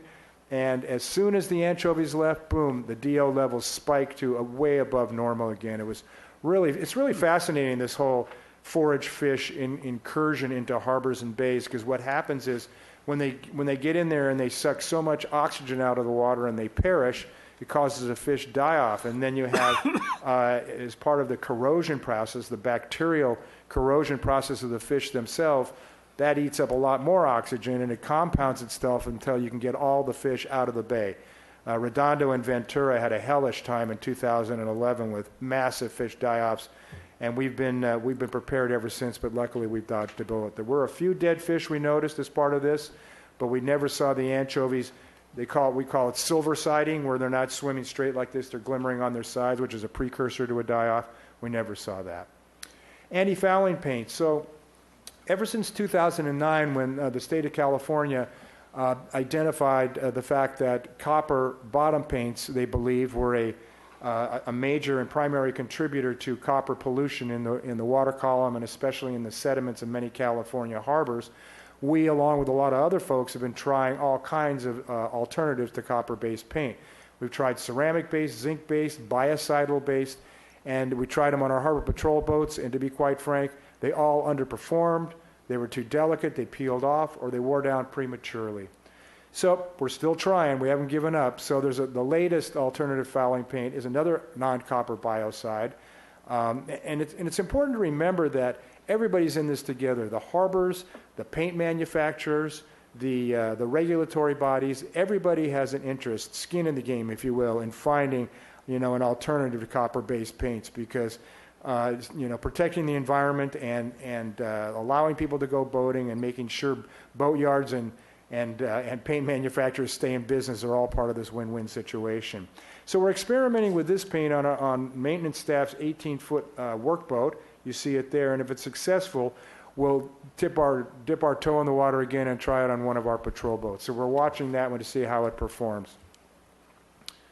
So industry's Clean Marina program, what is that? Well, we have a Clean Marina program. This is a companion program. It's a multi-state, California-centric, industry-sponsored certification program, and it's basically the same as ours with a few, actually it's very robust. It's designed to reflect compliance with the very strict environmental and best management practices to prevent ocean pollution. How did it come about? Well, way back when, in 2004, the Coastal Commission was going to enforce a Clean Marina program on the industry, and we being the Harbor Masters Association, the Marina Recreation Association, Recreational Boaters of California, all the boating agencies got together and encouraged them, look, we can do this as an industry, right? You can have all the oversight you want. We will work with you to establish the criteria and the protocols. And they agreed to it. And to this date, 128 marinas have been certified as clean marinas. You see our flag flying below the American flag at the harbor offices. We were first certified in 2006. We were recertified in 2011. And we were recertified again just last September in 2016. And I'm happy to say, from my research, we're the only California harbor with 2 clean marina programs of this caliber. Best management practices. So we continue to abide by the requirements of a Clean Water Act mandated stormwater pollution prevention plan. It describes potential sources of stormwater discharge, things like off roofs, parking lots, trash enclosures, and what have you, and the best management practices to prevent them. Significant changes to the plan were made last year. Primary among those was the increasing the number of stormwater sample requirements for 2 to 4 a year. And since we had considerable rainfall last year, we were able to actually conduct some tests. and the good news is all results indicated that pollution levels were below levels requiring mitigation, and the department remains in compliance with its stormwater pollution prevention plan. Diver best management practices. All hull diving companies and Harbor Patrol officers are trained and certified in best management practices for minimizing paint sloughing in the harbor. It's self-explanatory why the hull cleaning dive companies would have to be up to date on this training.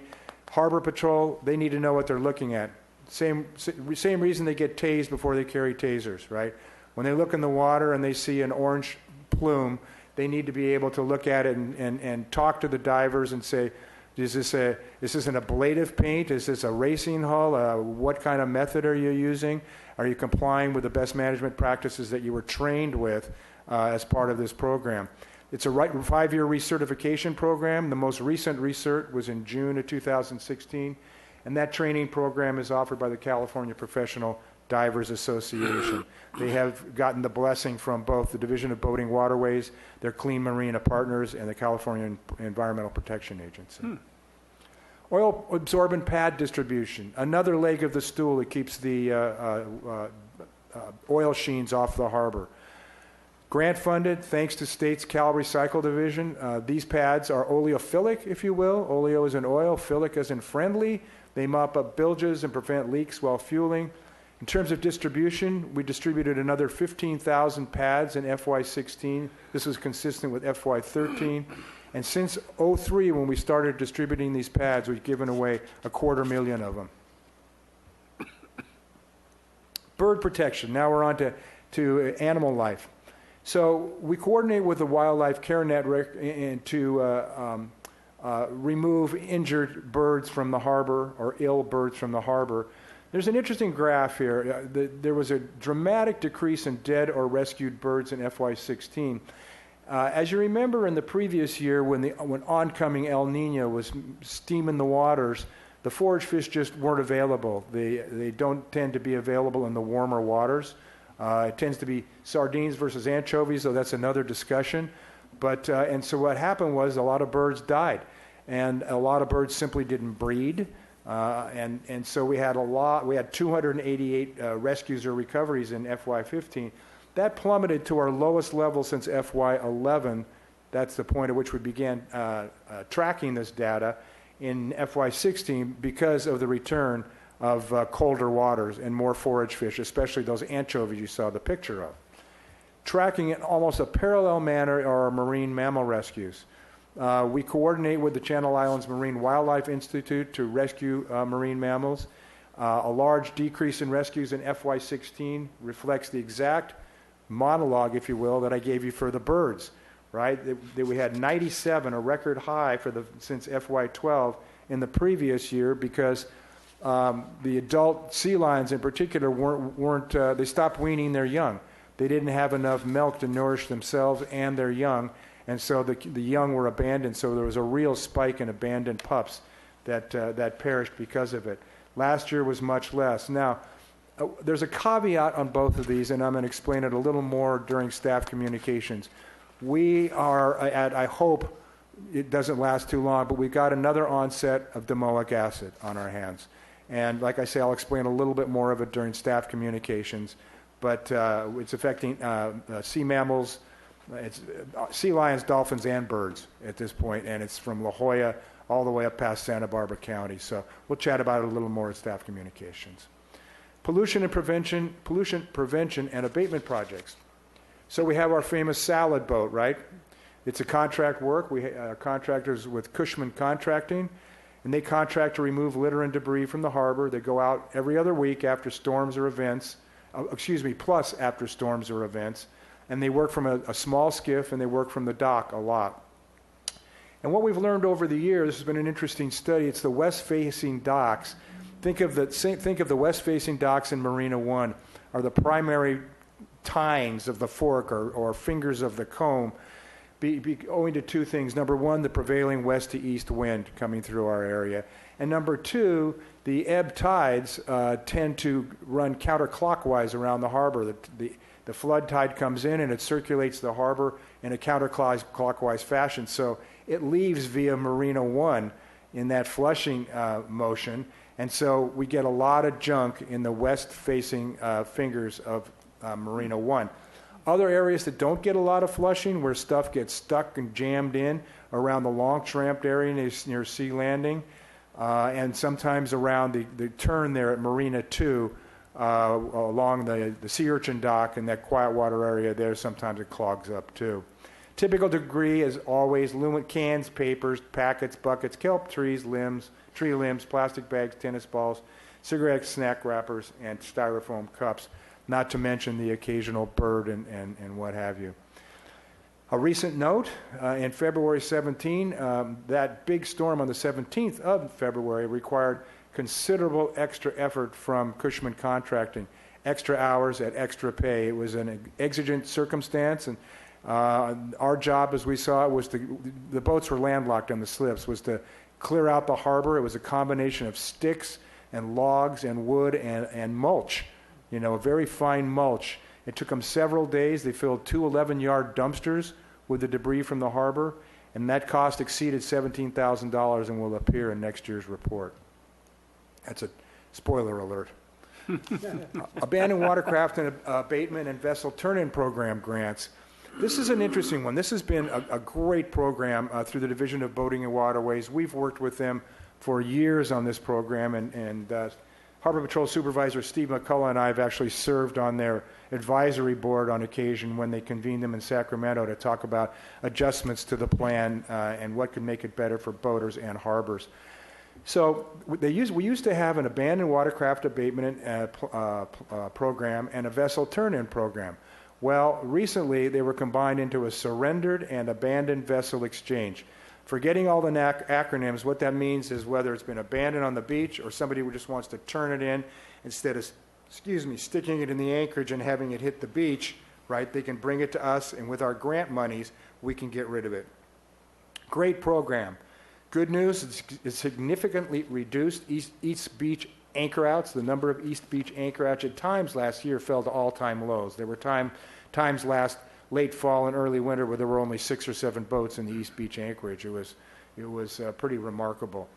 But bad news is we ran out of money, and halfway through the 2-year grant, and so by exhausting it in December of 16, we ended up having to, the director and I convened, and Mr. Bossi convened to talk about this, and we realized, just from a fiscal standpoint, let alone an environmental standpoint, it was better to take those boats in now and get rid of them on the waterfront's dime and have them go out to East Beach and end up on the beach, especially in this last winter, right? Which would have been far more expensive to deal with. And so we took the plunge. We paid to have these vessels demolished and disposed of. And so we've taken in 16 more of these surrendered vessels through March. That, too, will appear in next year's report. So another spoiler alert, next year's overall Clean Marina costs, although they're beautifully stable right now because of these exigent circumstances, will probably be twice what it is this year. I'm estimating instead of a $30,000 program, you'll be looking at a cost of this current year reported in next year of $60,000. I just I wanted to mitigate the sticker shock early as I could here. And so anyway, but the good news again is we recently applied for a $70,000 SAVE grant.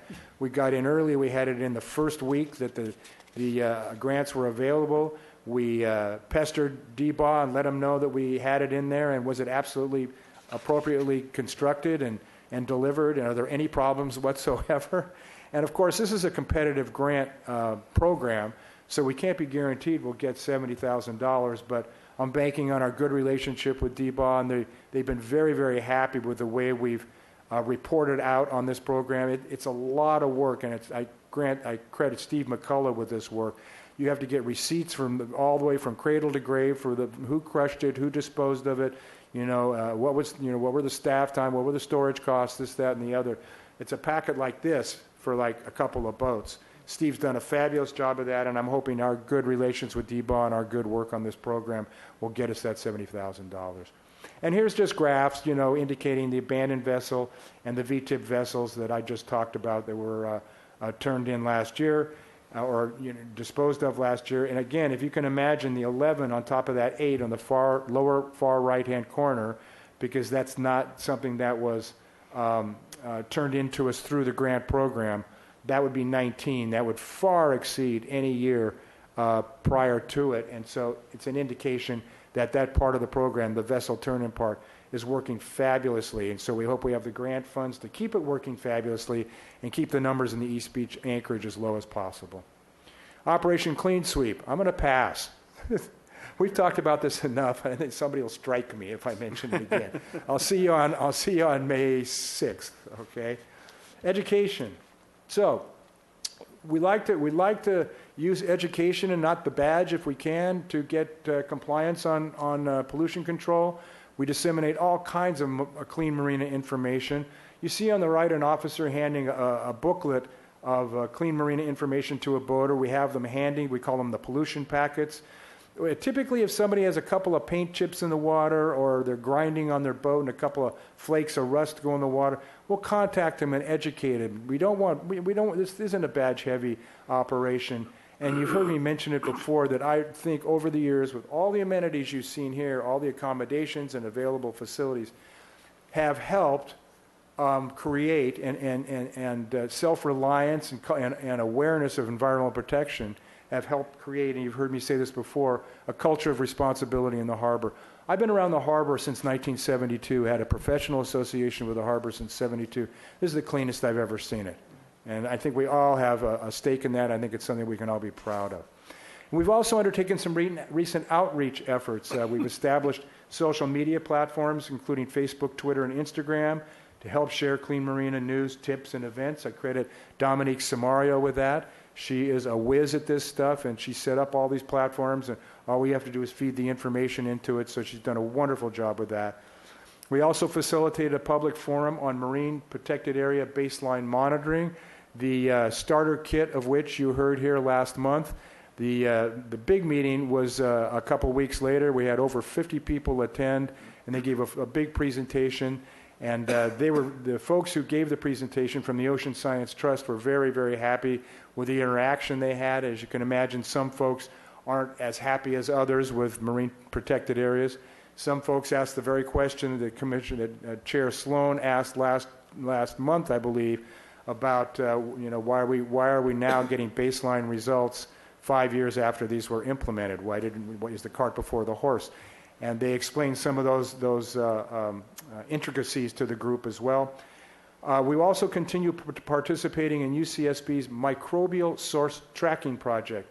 That's a project where they're looking up the watersheds and trying to find where is it that the bacterial pollution is coming from that hits the watershed and comes down the watershed anywhere from Arroyo Burro all the way down to the Andrea Clark Preserve down by the cemetery.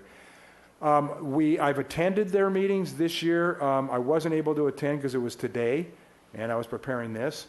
But what I do is I forward to them this entire report, which they have told us is a big help and really helps them hone in on, or at least it complements what the research that they're doing, because this is data-rich information for them. And finally, we updated our fishermen's listserv to forward alerts regarding ice machine maintenance, low DO levels, and legislation. We have a listserv that's got dozens and dozens of fishermen on it, and I was noticing that we were getting a lot of bounce backs, and so we did an outreach campaign to try and weed those out, and in the process, another dozen or 15 fishermen joined the list. I'm not getting any bounce backs lately, and so it's working really, really well. Compliance and enforcement, okay, hammer time. So marine sanitation devices, these are the dye tabs we put in boats that are required for visitors and new slip and liveaboard permit assignments.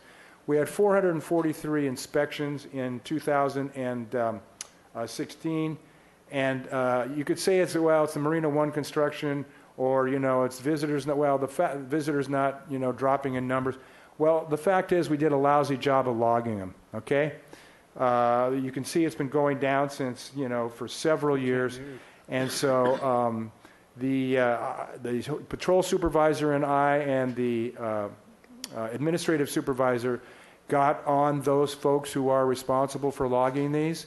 And miraculously, in the first half of FY17, we've had 448 inspections logged. So in half a year, in FY17, we have more than we had an entire year in FY16.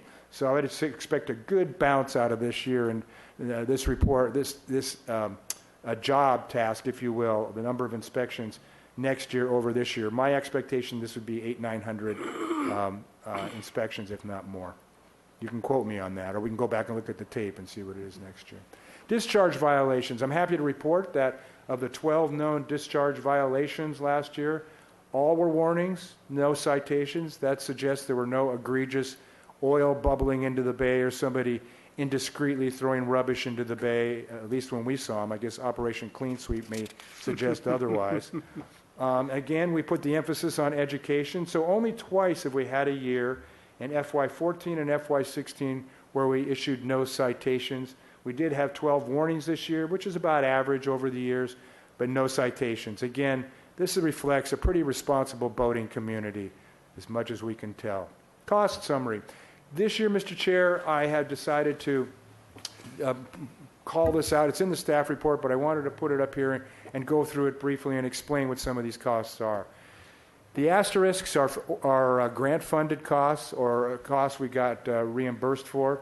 So the SWPP, the Stormwater Pollution Prevention Plan, this number will be a little less next year because, as you may recall, in 2006, when we established our East Beach mooring program, we were required for 10 years to test bacterial and heavy metal for bacteria and heavy metals off East Beach.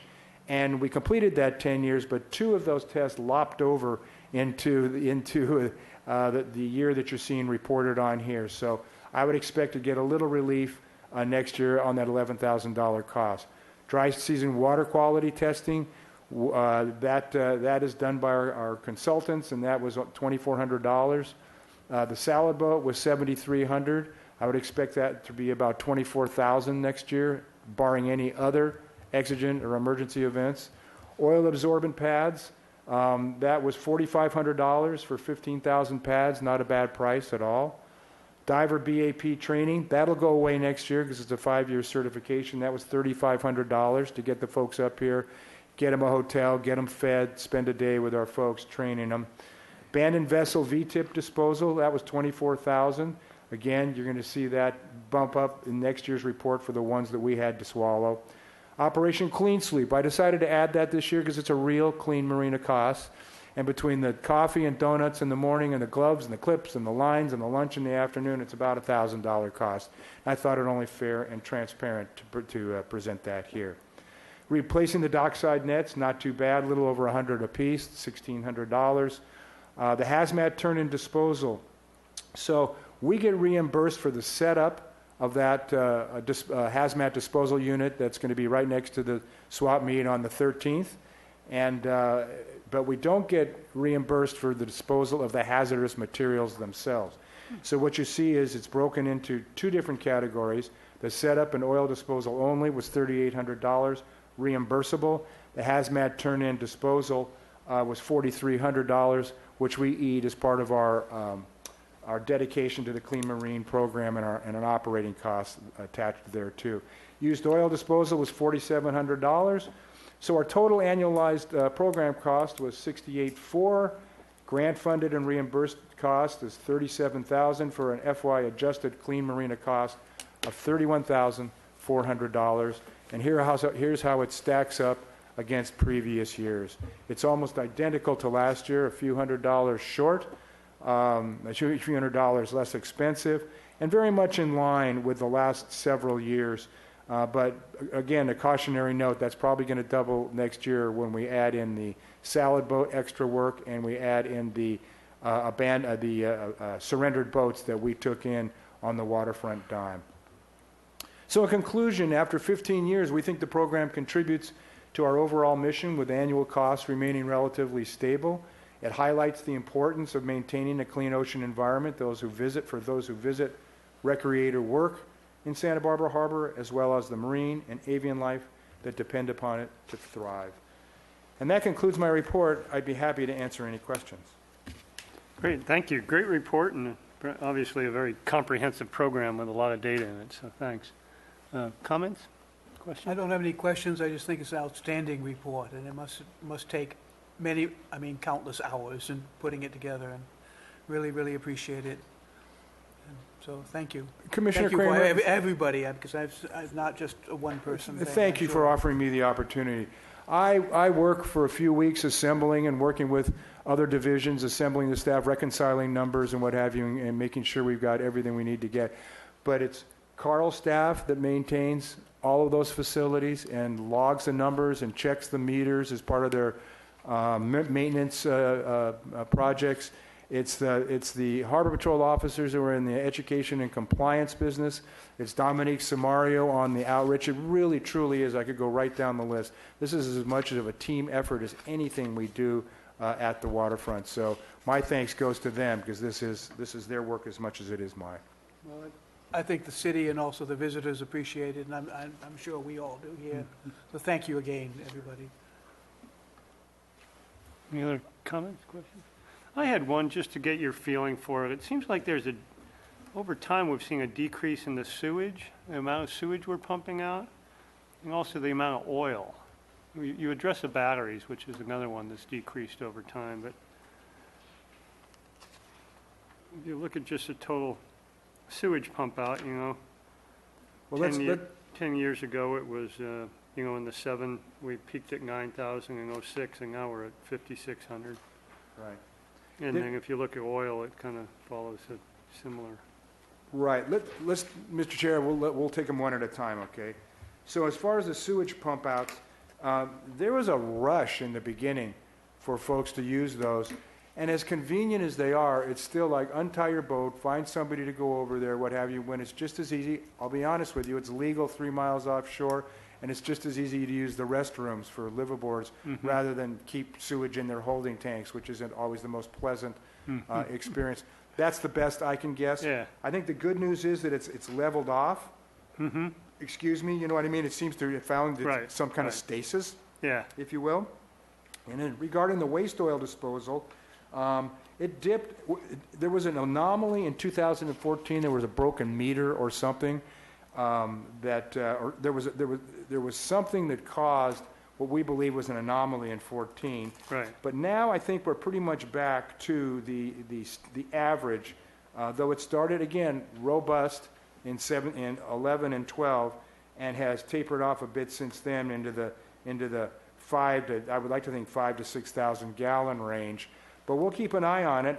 I don't think it's going in the bay. No, You know, no, otherwise it'd show up somewhere else. I was just, changes in technology, maybe some of the batteries, people are going to AGM batteries that last longer. I mean, maybe oil's lasting longer. I don't know. I just thought maybe, sewage waste isn't something that And it's is illegal changing anytime soon, but. It's illegal to dump it at sea, period. right, And there are a lot of folks watching all the time. So honestly, your guess is as good as Yeah. mine. And maybe if Carl wants to weigh in, I think the oil technology is getting better and oil is lasting longer. I know it's true for cars. Right. So Yeah, I was just curious if you had any insight into it. I don't It's have any real obviously a insight. trend. I have speculation. Right. Okay. Anything else? Yeah, I do. Okay, there. First of all, regarding the copper bottom paints, notice that it's been a struggle to get away from it, and it kind of stands to reason.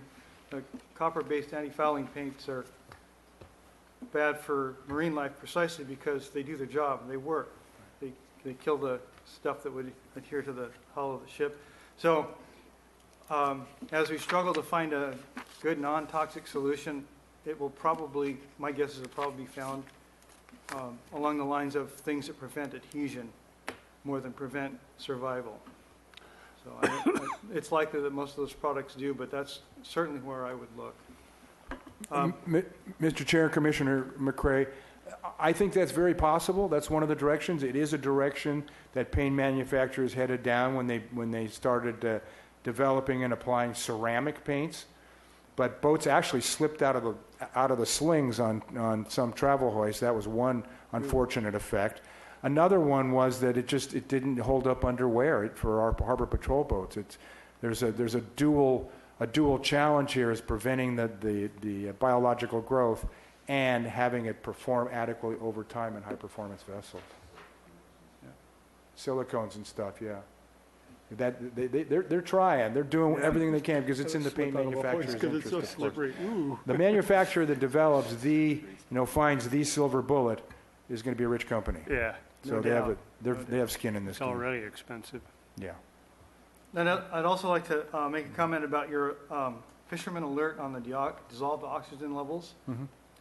And I think that's really important because not everybody realizes we store an awful lot of valuable seafood live in the harbor at times.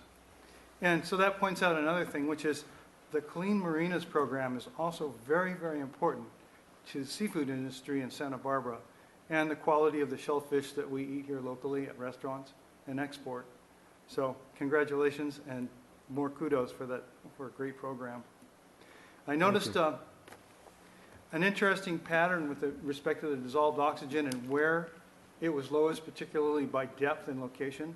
Mm-hmm. It does appear that there's by looking at those sites, the testing sites that are closest to the breakwater, that there's a large effect of water slopping right through the breakwater, and it's slightly colder outside, more well oxygenated, and sinking below, providing a little bit higher oxygen levels at those two stations closest to the breakwater.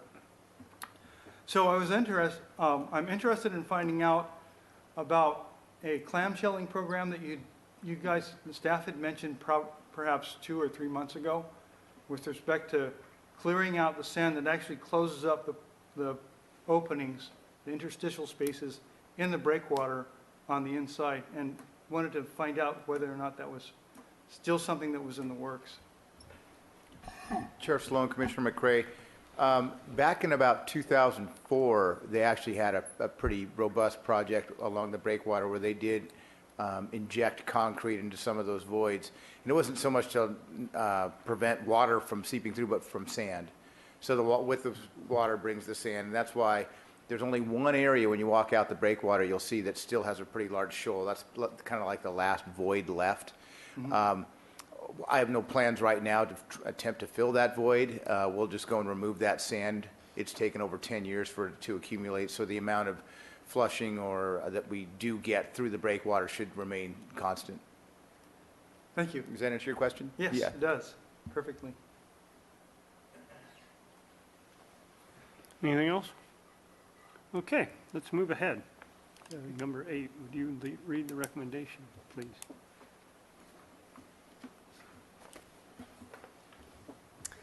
Item 8, proposed lease agreement with Mariansky and Turner. Recommendation that Harbor Commission review and recommend City Council approval of a 5-year lease agreement with Alexandra Mariansky and Jonathan Turner at an average initial base rent of $434.75 per month for the approximately 167 square feet of second-floor office space designated as 125 Harbor Way, Suite 21.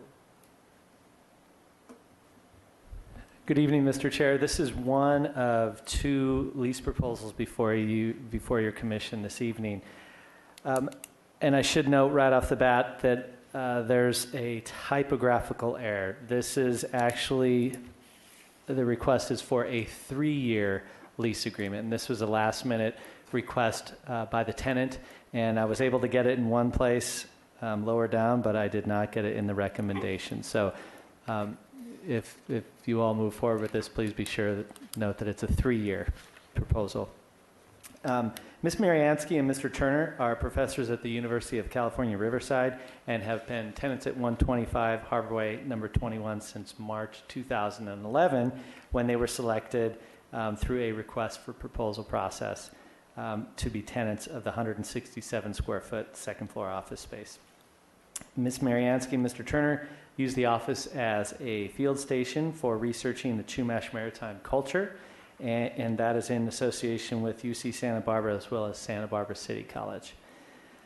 The basic terms of the proposed lease, again, are for a 3-year term, $434.75, and that varies a rental adjustment based on cost of living increase, based on the Consumer Price Index, and the permitted use is for a business office.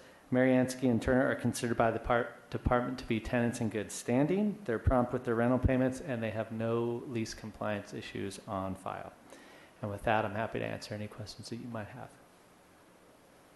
Any questions? Would someone?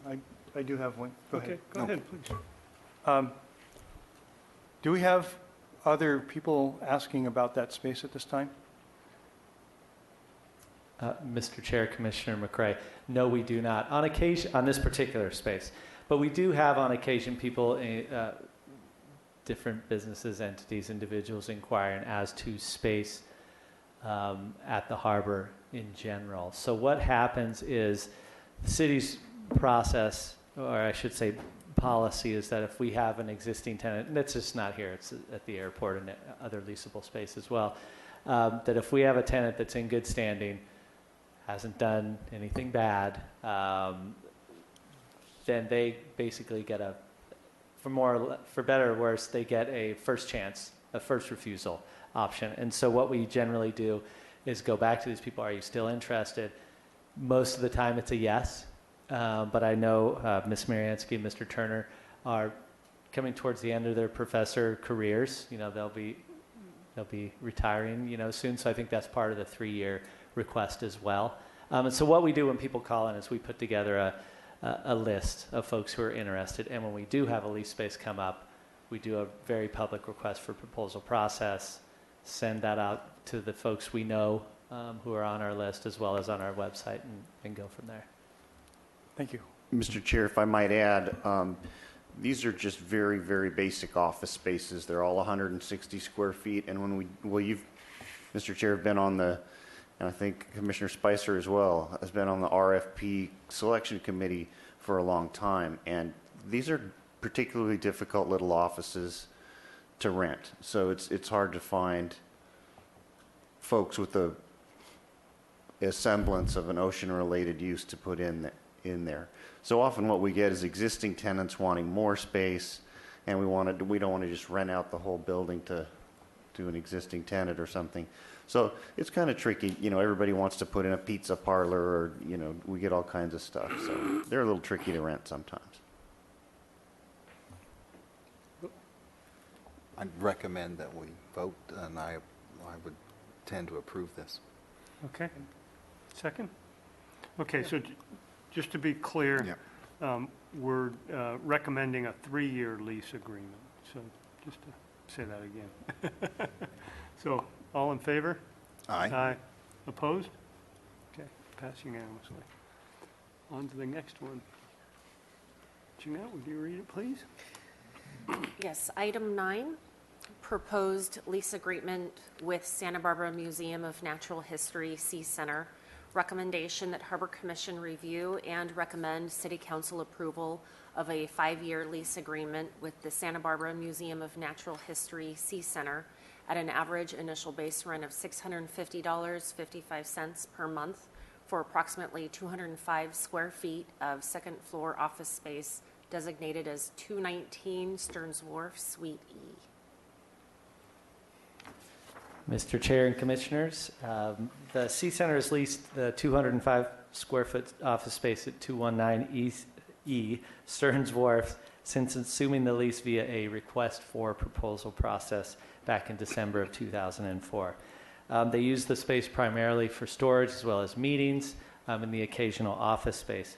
One interesting thing to note is the space is only accessible by entering through the city's wharf maintenance office. So you have to pass our folks to get into their space. So it is a unique location.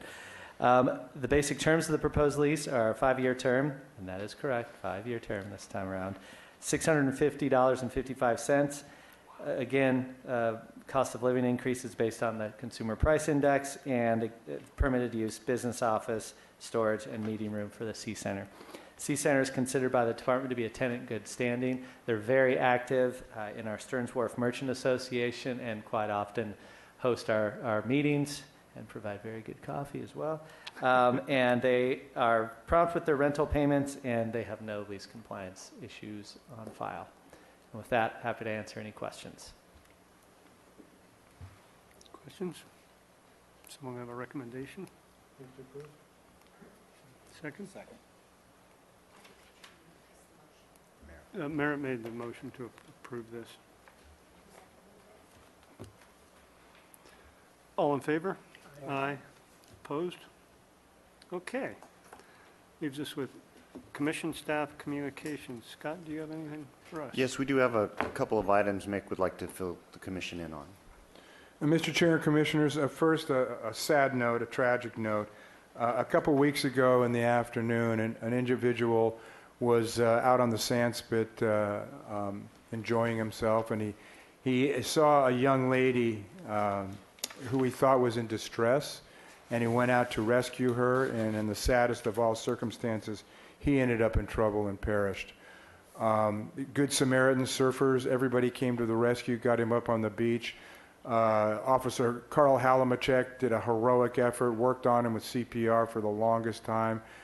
We had, ambulance crew down there and fire crew, but unfortunately, he passed away. So we just like to offer our condolences to his family, his loved ones, and anybody who knew this man. He was a man in his mid-30s, and it was a truly tragic event, not the kind you can predict.